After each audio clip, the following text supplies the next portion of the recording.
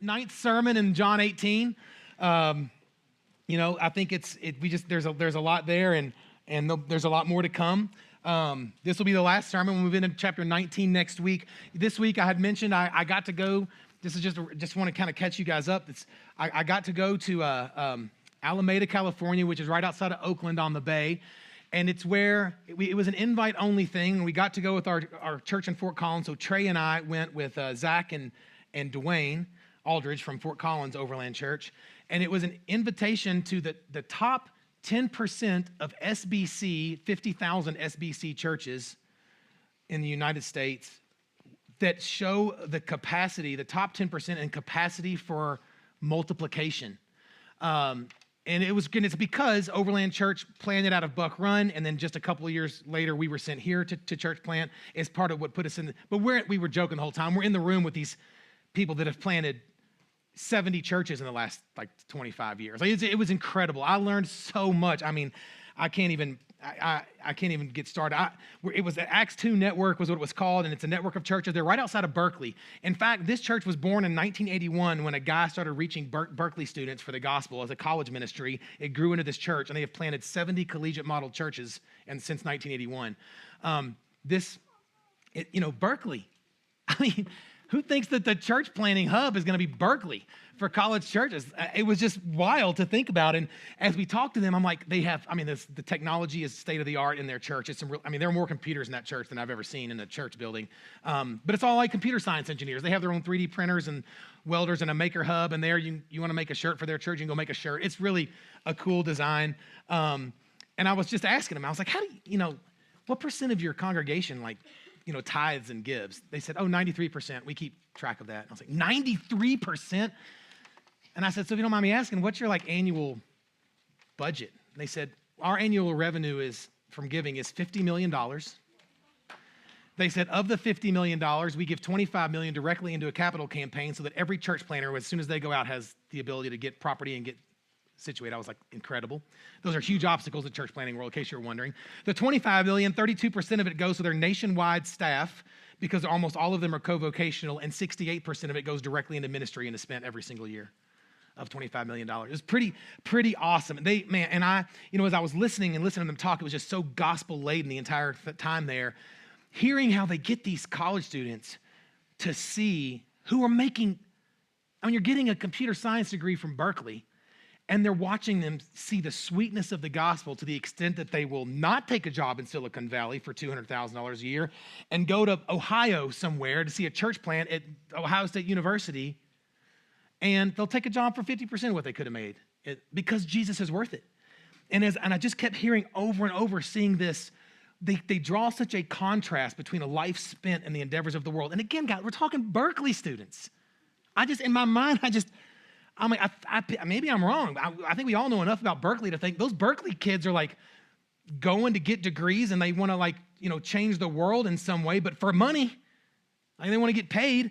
And so I was just blown away by it. And part of what really got me was hearing them talk about how their students quickly see the contrast between a life spent in the average American pursuit and a life spent in the proclamation of the gospel of Jesus Christ. They get it, they see it, and they say, I'll do that. And they send hundreds at a time. And part of our task, I'll just tell you this, we worked 13 hours a day for these few days. Literally, it was 8 a.m. to 9 p.m. It was great. I learned a ton, like I said, but it was a lot of planning and strategizing, not next year, but 10 years down the road. And there are people in this room who were on our list of who are 10 future church planters that you can imagine sending out of Overland Church Durango to see a church planted in a difficult collegiate context. There's some in this room right now. I'm trying not to make eye contact with them. I'm doing my best because I could. It would be really easy. One was on the drums, but there are. We have. It was a blast. We just got to dream, and it was. And anyways, it was really cool. But I say this to say this.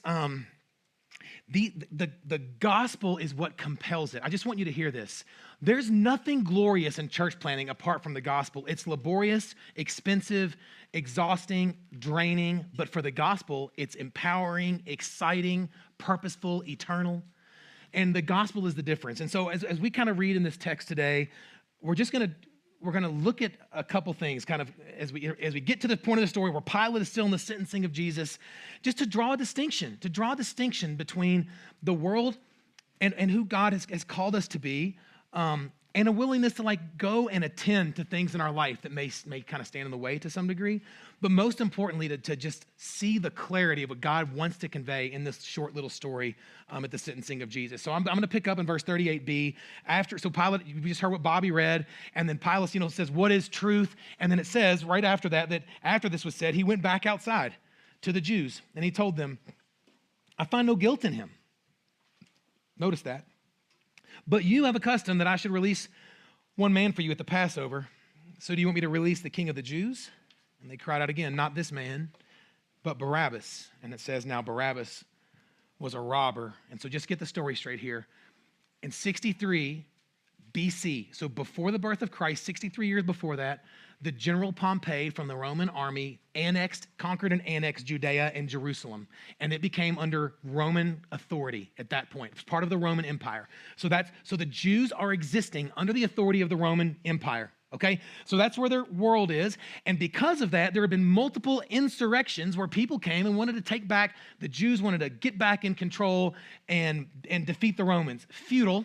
If you don't know much about the Roman Empire at this time, a futile attempt. It did not work. And so Pontius Pilate is the governor over this region, essentially, who has to basically keep the peace. And one of the things they did to keep the peace was institute this idea that they would allow somebody to be set free at the Passover. And they did this to show good favor with the Jews, to just keep them from being so obnoxious and loud and trying to rise up and get their authority back. And so that's kind of the situation that we're in, to keep the peace.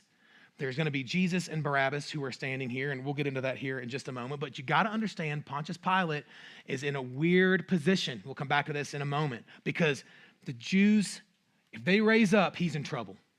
If it gets out of control, Pontius Pilate will be held accountable for that. And again, we'll come back to that in a moment. But here's what I want to do today. I want to spend a little time looking at how these different stories, these different realities converge to create a new, significant story. In this cool story, we get to see multiple perspectives of people that have something to offer us if we just pause for a second and consider what's being thought, what's being said, what's at stake here to some degree. And I think we all like these kind of stories. If you've watched the movie Traffic, don't necessarily recommend it, but it's really cool how they take this story and they bring it together to make, there was one narrative unfolding in all of these different realities. I think about when I think about my relationship with Brooke, I like to think in my mind about when we look at old pictures, and I know some of you probably been there, right? If you're my age at least, it's just been recent in my life for some reason. I'm 45 officially now. Brooke pointed out to me that I've been saying I was 45 all year. I was actually 44. It felt really good to gain a year of life back. I'm 45 as of a couple weeks ago. And I look at pictures of us earlier, and I'm like, that was us? Like, that feels like a different life, not me. It's very strange. But I love to think about looking at pictures and learning more about her story and her learning more about my story, and then these things coming and colliding at the University of Kentucky on basketball's Midnight Madness to ensure the longevity of our future marriage. That's how it happens in Kentucky. If you meet at basketball Midnight Madness, you're destined to be together, and especially this year, go Cats. And so but it's fun. It's fun to like revisit. Look what the Lord was doing in Louisville and in Georgetown. And I think about our church that we're sitting in, look what the Lord's doing. This church pre-existed my life, this building, this property. The gospel was preached here before I was born. And then I'm born in Kentucky, and the Hancocks are in Kentucky, and AJ's in Louisiana, and the Stuveys are in Texas, and Jenya's all over the country, and Josh is in the Front Range of Colorado. And these things converge in Fort Collins, and then there's a church here, and they have people praying for the movement of the Lord here and to grow. And we end up here and seeing all these unique stories that bring together, like, now this is a story that's being written, right? And I think in the text, it's really helpful for us to see this same thing unfolding. And so we're just going to walk through the perspective of the people that are in this little 2-verse story right here. And so we start with the Jewish leaders, and we see, just get your mind right, who are these guys? Before you put them in their tassels and their robes, they're just people. They probably were born into like Jewish leadership in some way. They clearly had access to the Bibles, to the scrolls. They were reading them. They were in the synagogues from a young age, probably because they were expected to know. These Pharisees and Sadducees, they had to know the Old Testament like verbatim almost. They would typically memorize almost the entire Old Testament. And so they grew up thinking, I know this. And not only that, I'm gonna defend it. They grew up reading the Bible and recognizing, well, there's clearly a Messiah. And as it comes through and we get to the state of the Pharisees, they not only have the very early prophecies of the Messiah, of somebody to come, that we see even in Genesis 3, right? That there's going to be this seed of the woman that's going to come and crush the head of the serpent. And we see, but then it gets clarity and clarity and clarity of who this Messiah would be through the Davidic kingdom. And they would know this. They would get all of it. They would see the Roman oppression. They would think about, oh, this Messiah is going to rise up and create our own community. And they would know it and they would see it. And then they would miss it. They would miss it. Why would they miss it? And they missed it, my first point, because he didn't fit in their box. And to misdefine the Messiah is a fatal error. They had made up in their, okay, I want to be as gracious as we can to all parties in this picture. They read the Bible and they knew it backwards and forwards, and the Messiah stands before them and they're going to crucify him. How does it happen? And I think one of the most gracious ways, that maybe at best, it didn't make sense to them. And I would say they were oblivious to the obvious. It was right in front of them, but they were oblivious because they had created a different, no, he's going to be like this. And when he was right in front of them, they couldn't see him in light of what they had read in the text. Now, we know, we get to stand here and say, really? I mean, I can't speak for you. I can speak for me. And one of the reasons we don't unhitch from the Old Testament in this church is because the Old Testament gives us who this Jesus fulfilled in its entirety. We get to see it crystal clear. At best, they were just oblivious. At worst, he didn't fit their standard. And they were proud of their presuppositions. They had brought to the table who the Messiah would have to be for them to accept him. Now, can you relate? Can you relate to any of that? Can you relate to obliviousness? You know, I don't want to be super hard. As a former public high school principal, I basically had 1,100 high school students, 3/4 of which were oblivious. I don't mean that as like a condescension. I just mean they kind of just live life oblivious to what's right in front of them. And they manage to like not pay attention to the most important things. It's honestly, it's almost like a skill. And unfortunately, it's oftentimes like affirmed. And it's like, yeah, don't worry. Worry about that stuff later. And they're oblivious to what is obviously critical right in front of them. I think we can all be guilty of that to some degree, particularly when it comes to sin. I think we can very easily be oblivious to the obvious detriment of the sin in our life. We have become so accustomed to it oftentimes that we don't even notice how much it's damaging us. What about proud of presuppositions? You ever heard somebody said, I can't believe in a God who doesn't, and then fill in the blank with something? Can't believe in a God who doesn't believe that everyone should be able to love whoever they want. The irony with the sentence is the presupposition you have brought to the God of the universe makes you God. Anyone who can say the sentence, I can't agree with or believe in a God who, is implying that you are the God that will judge the goodness of the God that you will choose to believe in. It is almost one of those things we call it it's like a self-defeating argument, right? To believe in a God of your own imagination is not a God worth believing in, right? And I think we see that, and I think we can all even be guilty of that to varying degrees. We see things in the text and we wrestle with it. Well, the God that I would believe in wouldn't do that. Instead of saying, this is who he is claimed to be. And we have to evaluate whether the truth claims make sense, are affirmed, and then we have to submit to them as a result. When I tell you that hurricanes were a consequence of sin, does that make you go, my God wouldn't bring hurricanes? Or does it make you go, wow, that makes me feel pretty guilty and shameful? Do you believe that when God says hard things to you from his word, that you have the authority to disbelieve them because of your own presuppositions about who you think he ought to be? Or do you say, that hurts, okay,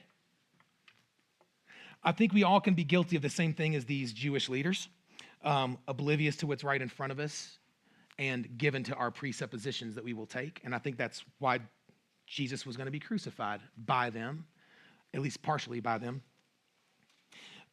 We want to be very careful of not misrepresenting Jesus in order to make him fit the box that we have created. We let him say who he is in his Bible. When I hear people say things like, my Jesus,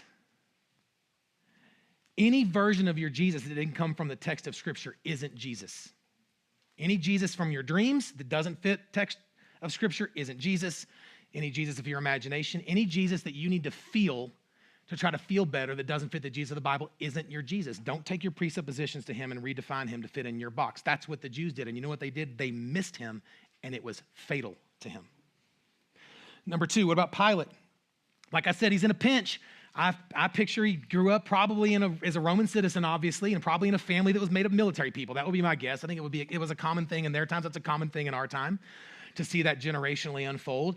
And he probably grew up, and he's a governor now, and he's got a decent degree of leadership, and he probably wants more, but he's already on the hot seat because the Jews have risen up before. He has struggled to suppress it, and essentially we know from history that Pilate, and this is even documented from extra biblical sources, that Pilate was probably going to be at least deposed, meaning kicked out of his job, and more likely executed if there was another uprising from the Jews. His life was at stake. He was in a hard situation right now.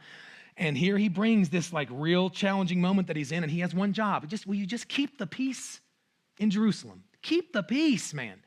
And I picture that weighing on him. I've got to keep the peace.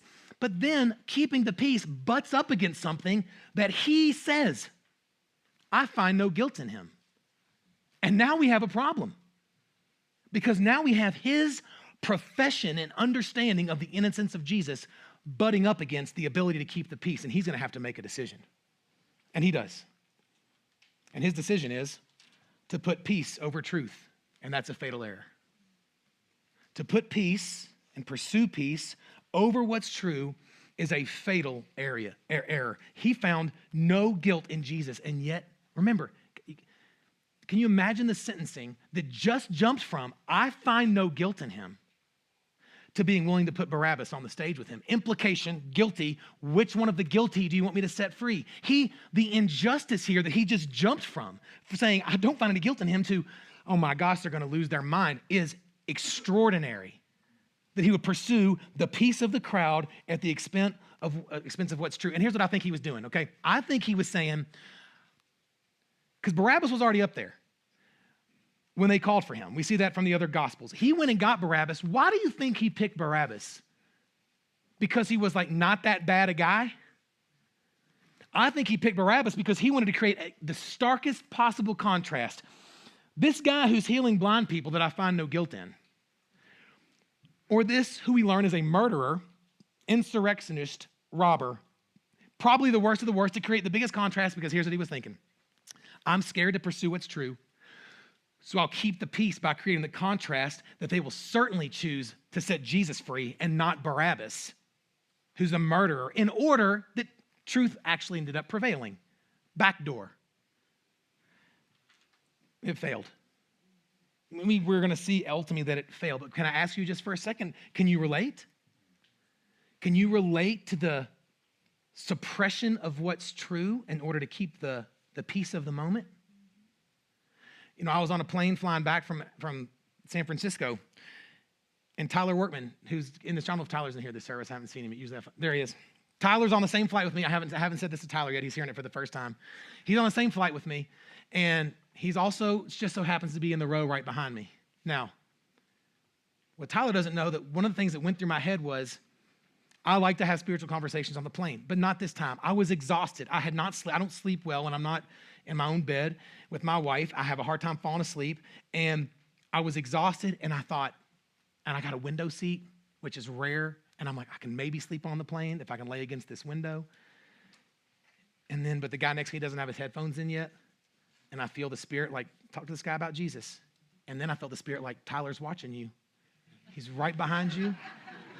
He's right behind you. He's in the middle seat. He can see everything that you're saying or not saying. And I thought, oh man, I just want to take a nap. And you know what I did? I didn't have a spiritual conversation. That guy put his AirPods in. I was like, sweet, I'm just going to go to sleep. And then the Holy Spirit did not let me sleep the entire way back. And I literally was laying there like feeling the guilt, trying to fall asleep like, I'm so tired. And like, you could have talked to him. It would have taken a few seconds. Could have figured out where he's from. All the thoughts are going, Tyler's watching. All of it going through my head. I just wanted to keep the peace in that moment. And I had truth likely worth sharing. And I think we can all be guilty of this. And can I say two things here? Can I draw a distinction? No one cares about your social media truth. If your outlet for being the defender of Christianity is comment section on a Facebook page, that's not what the Lord's looking for from you. You won't win anyone to Jesus that way. I can borderline guarantee that. However, the conversations that might stir up a little bit of trouble because Jesus is worth it is something that you should consider, because choosing peace at the expense of truth is a fatal error. In this moment, this truth was known. He contradicted the truth and was willing to watch Jesus be sent to be crucified because he would be the one that did it. We can't be people that live like that. We can't be people who suppress what's true to keep the peace. We just don't want to disrupt anything. We like to just value the gentleness and the unity and the felt sense, and I would tell you, not at the expense of truth. That's what Pilate did. Number 3, what about the friends of Jesus in the crowd? Now, you may be thinking, well, what do you mean? Are there friends of Jesus in the crowd? Well, absolutely. In fact, in Mark 15, by the way, if that sun is destroying you guys, you can shut those blinds. Do you know there's blinds on there, Jason? You're glowing. Okay, as long as you're aware. You're like an angel of light back there. Not like the angel of light from Galatians 1. You're good. Not that angel of light. Jason preaches the gospel. They're clearly your friends because in Mark 15, we get a clearer picture of what's happening here. And one of the things that happens here is that it says that the Jews go to Pilate and say, hey, you're supposed to have somebody come out here that we get to set free. So the friends of, I don't think that would be the people against, I don't think that the guys, the leaders who want him crucified are like, hey, bring us out somebody to set free. I don't think that's what they're doing. I think it's the people that know him, and it would make sense that they had followed him there, right? That we know that Peter, like they're following him along through this thing. And so here he is, these friends, they probably grew up, they're fishermen, they're nobodies, they're lowly folks. Remember, all of Jesus's disciples, of the 12 particularly, of the 11 at this point, were lowly folks. They're nobodies. In fact, they're downright nasty folks if you're a tax collector like Matthew. And so this is who, and they're standing in the crowd, and I just picture that they're in there, and they're trying to like hear what's going on, and the Jews have like spread out, and they're yelling, crucify him right now, crucify him. And what do his followers yell? They say nothing. In any of the Gospels, no record of a drivel of dissent from the disciples. Nothing. Why not? Why the silence from the people who had been following him? And my answer is, my third point, to suppress the truth for fear of consequence is a fatal error. These men knew what would happen if they spoke out against the Messiah. If they spoke out in his favor against the Messiah's crucifixion, they know what would happen. At a minimum, kicked out of the synagogue. And if you recall from one of our previous messages where we talked about Jesus healing the blind man and then them going and talking to the family, who healed your son? And they're like, oh, ask him. Remember? And the reason is we don't want to get the boot from the synagogue. The boot, getting kicked out of the synagogue would be like losing everything. You lose your family. You lose all of your community. You will be ostracized by everyone. And when I thought about this, and I thought, would they kill the Jews for this? For saying, no, don't do it. His friends, his followers, the Christians, probably not.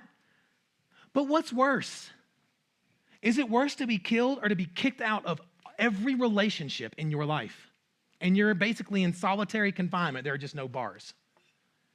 That is what is at stake for them. These men they were going to lose their religion. They were going to lose the ability to be participatory in any life in Jerusalem or Judea. It was an impossibility to live in the absence of your Jewish heritage. And that's what would be expected. And so,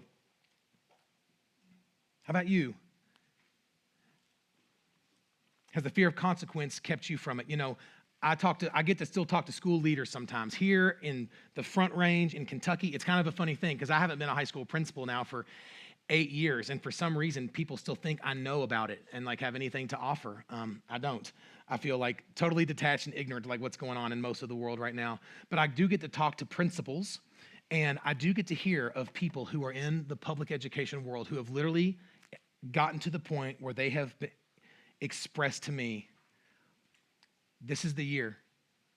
This is the year where push is going to come to shove and I won't be able to do my job anymore as a Christian. And then this becomes the next question. And I've had this conversation at this point probably 6 times now in the past 12 months. It becomes this. Do I resign? Because in resigning, I control the narrative, right? When you step away, you get to control the reason when you resign. Or do I just wait and get fired? At which point now I've surrendered the narrative to my employer, right? Which one? Now, I don't think I'm going to answer the question for you because that's a hard question to answer for anyone, but I will tell you this. What really feels like it's at stake is my reputation at stake over here, or am I willing to let the truth come to bear to the point where it costs me over here? I can see a justification for either of those things, to be very candid with you to some degree. I don't think there is an exact right answer, but I will tell you this. Christian, it's coming for you. Do not miss, I'm going to tell you I'm no prophet, but I'm going to tell you this. What happened when Roe versus Wade was taken down? What happened was states enshrined abortion in their constitutions as a backlash. I think this uprising of the Turning Point USA chapters and the post-Charlie Kirk assassination, you're seeing this like conservative shift in a lot of places. I think we're fools if we think this is going to solve the problem. It's going to create an equal backlash where people are going to dig their heels in and become more galvanized in their resistance to Christian truth in public schools. I'm telling you, that's what's going to happen. Don't have grandiose dreams that all of a sudden we're going to have the ability to go and talk about Jesus in public schools. Not going to happen. I'm just going to tell you. So then what's going to be at stake? And I'm here to ask you to consider, whether you're in the public sector or not, how often are you willing to remain silent because the consequence is something you have evaluated to be too great? I think about these kids at Berkeley, that they're growing a church plant and sending 70 church plants since 1981 out of Berkeley because they were unafraid and unashamed to be loud about what's truth at great cost. And I think we can be just like these friends of Jesus if we're not careful, and we won't want to take the risk. So to misdefine the Messiah is a fatal error. To pursue peace over truth is a fatal error. And to suppress the truth for fear of consequence is a fatal error. And I want you to recognize that all 3 of these worked together to create the fatality of Jesus Christ, right? All of these came together and converged in order to kill the Son. But I want you to also recognize that there is a common theme and reality that every single human can relate to some degree, including you, if you're being very honest with yourself. And that is that this common theme is self-preservation. The leaders did not want to give up their leadership. And the Messiah, as he presented himself, was insufficient for them to forsake the control and the authority that they had over the Jews. Pontius Pilate didn't want to die and get deposed. He knew what was true, and he was not going to confess it because he was going to preserve himself, his opportunity, his job, his career, his future. The friends of Jesus, the Christians, they were not going to say it because the consequence would be too bad for them. And they were going to preserve their community and their relationship with their families and the things that they valued, apparently, at least in this moment, appearingly more than Jesus. And I think we all can be guilty of these exact same things. It is a self-preservation. And can I tell you, this is why the Bible goes to such great length to draw this enormous, hear me, young people especially, this enormous line in the sand. You either die to yourself to follow Jesus, or you live to yourself and you're not his follower. There's not a middle ground where you follow yourself, but you are a Christian. It doesn't exist. And the reason the scripture goes to draw this line so clearly in the sand is to cost you everything in order to give you everything 100-fold. But this is the offer. When you read passages like, unless you take up your cross daily and follow me, you can't be my disciple. The self-preservation has to disappear, and he does that by the power of his Spirit, yes, over time. But if you have never considered self-preservation as probably the greatest obstacle that will lead to your ultimate fatality, you've missed it.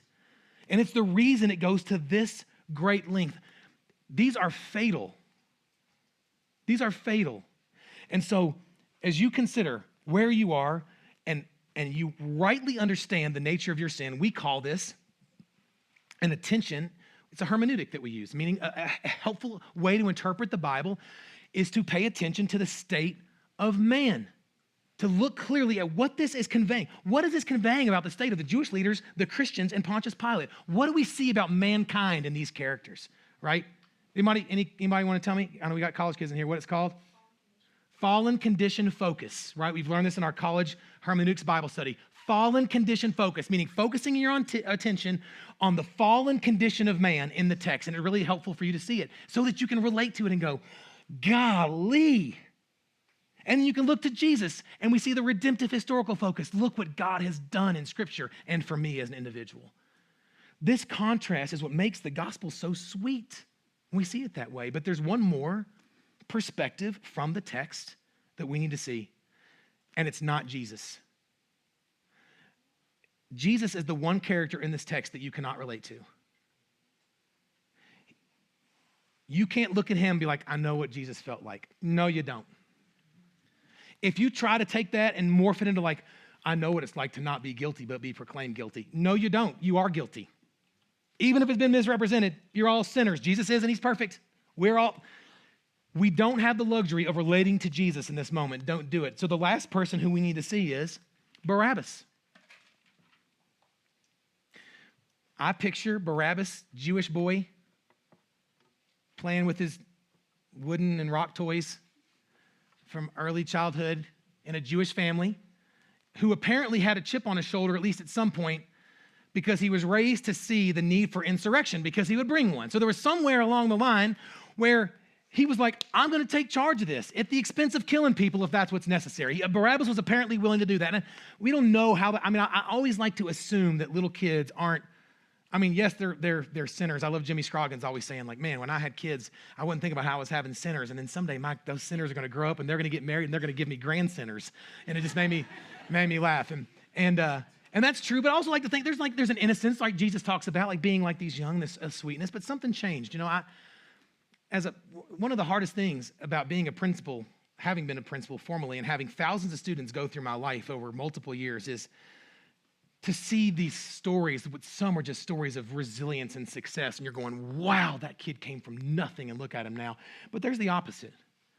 And about 3 weeks ago, I read an article that one of my students, Mikhail Marks, was arrested for murdering 2 people in Franklin County, where I was the principal, and one of them was a juvenile, and I saw his picture, and it just made me cry because I remember him so well, and he was the sweetest kid.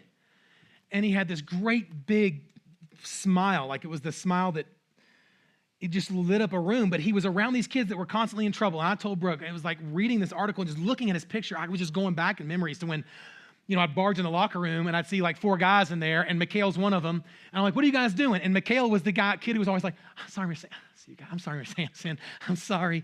And would scramble back out and come and be like, I'm so sorry, I shouldn't have been in there. And was so humble and gentle and it was sincere.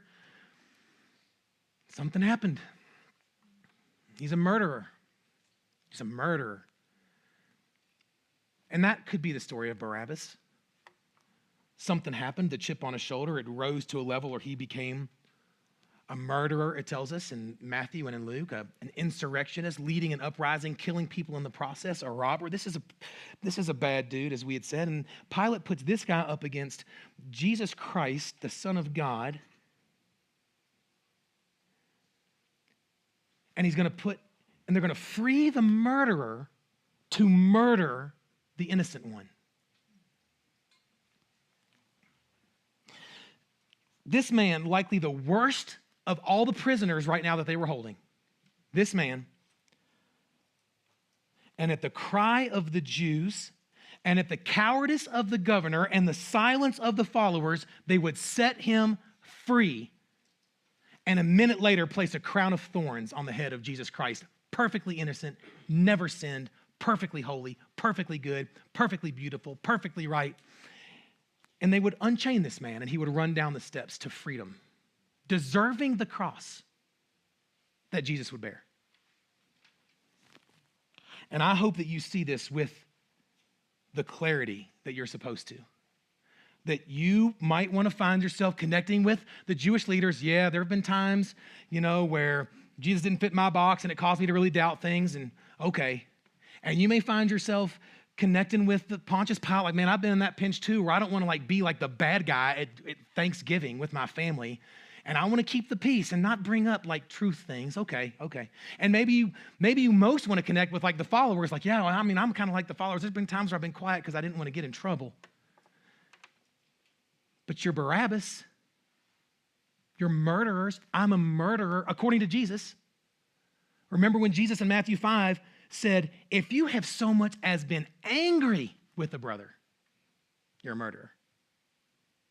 That's all of us. You, me, this is the character with which we identify.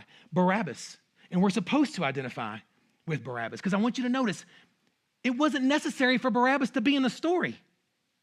This whole crucifixion could have been taken from beginning to end without ever having set Barabbas free and unchained him and let him run down to the Jews. It didn't have to happen. Why did it happen? Christian, it happened so that you would rightly theologically relate to the fact that this guy is indicative. He is a type. He is representative.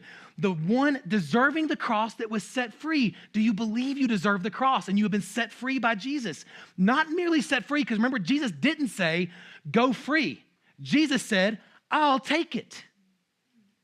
It is an illustration of the substitution that he didn't. Jesus, please understand, God doesn't forgive sins abstractly.